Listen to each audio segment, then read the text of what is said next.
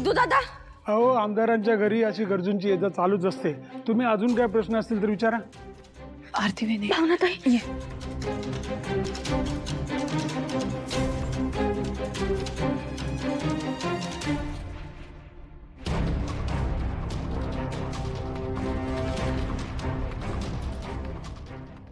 P. सावकाश. आयो.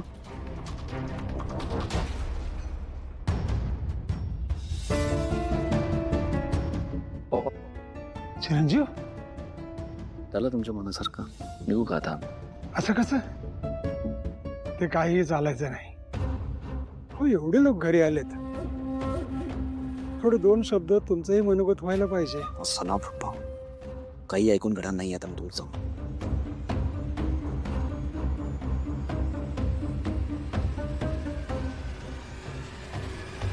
जबरदस्तीने बदलून घेणार तुम्ही माझ्या. पूजा महत्वाची नाही आहे, पण पूजा कुणी केली हे महत्वाचं.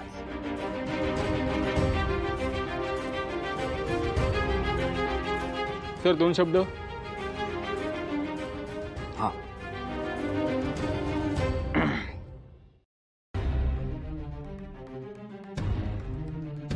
नमस्कार.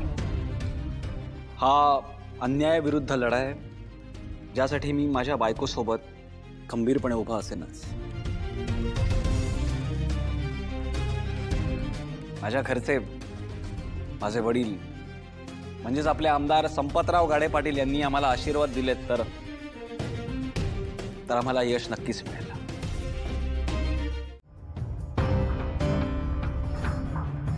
फोन खाली. इथून कोणालाही फोन करता येणार नाही. अहो साहेब, मी माझ्या बायकोला. अहो, पोलिसांनी पकडल्यावर लोक लपवून ठेवतात, कोणाला सांगत नाही. आणि तुम्ही फोन करून करून सगळ्यांना सांगताय का? चला वाळून.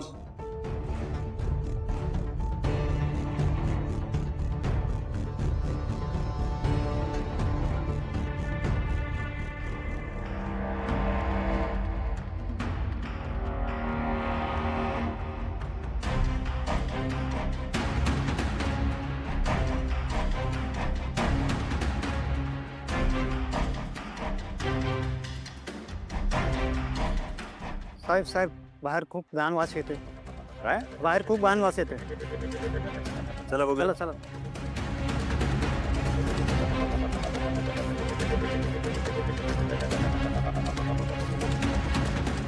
द्या. काय? अहो साहेब, तुम्ही सांगितल्यापासून मी कोणालाच फोन केलेला नाहीये आणि आता करणारही नाही. फोन कशाला हवाय तुम्हाला? आता पोरांऐवजी तुम्ही शाळेत जाऊन बसा. हो, मी यांना काय विचारतोय आणि काय उत्तर देत आहे? हो, गाडीची चावी द्या. का? गाडी मधोमध उभी करून ठेवली तुम्ही. सॉरी हा साहेब, सॉरी. मी जातो आणि नीट पार्क करून येतो. तुम्ही कुठे चाललात? तुम्ही बसा, आम्ही बघतो काय करायचं ते. गाडीची चावी द्या फक्त. मी करतो ना जाऊन पार्क. हो, द्या चावी.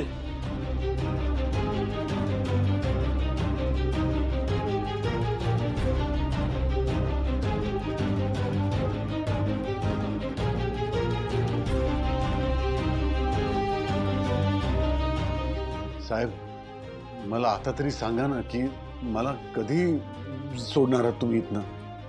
काय हो, म्हणजे आपल्या जवळच्या माणसाशी प्रेमाने वागलं की असं बोलतात होय? बापरे, हे असं असणार आहे का लग्नानंतर? नाही म्हणजे असणारे तर विचार करायला अजून काय नाही. विश्वा, हे घे.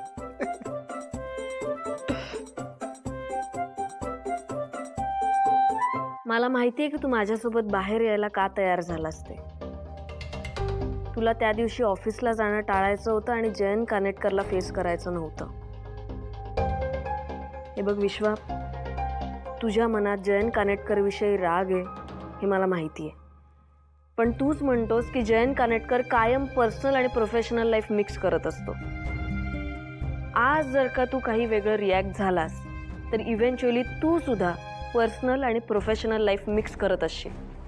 म्हणजे जानू तुझी मैत्रीण होती आणि मैत्रीण गेल्याचं दुःख काय असतं हे मी समजू शकते.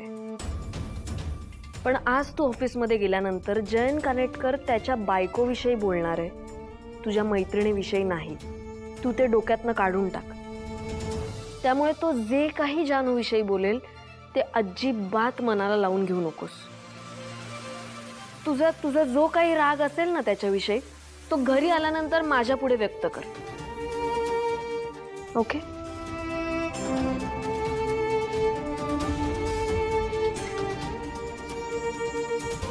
ओके.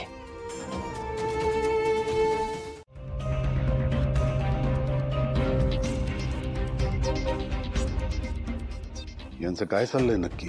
मला इथे कशा करता बोलावलं तेही सांगत नाहीयेत. आणि मी विचारलं तर उडवाउडवीची उत्तरं देत आहेत. मान्य आहे माझी चूक, मला गाडी चालवत असताना फोनवर बोललो मी, मान्य आहे. पण त्यासाठी असं पोलीस स्टेशनला आणून कोणी दिवसभर बसवतं का? नक्की काय आहे यांच्या मनात?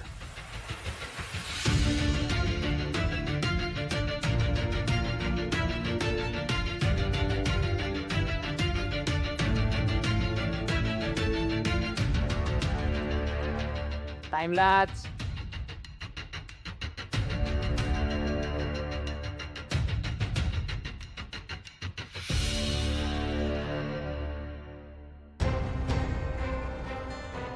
आता मात्र अति झाला. इतका वेळ बसलो, हे लोक मला काहीच सांगत नाहीत. यांचं लक्ष नसताना इकडनं निघून गेलो तर काय शिक्षा व्हायची ती होऊ दे. निघूनच जातो.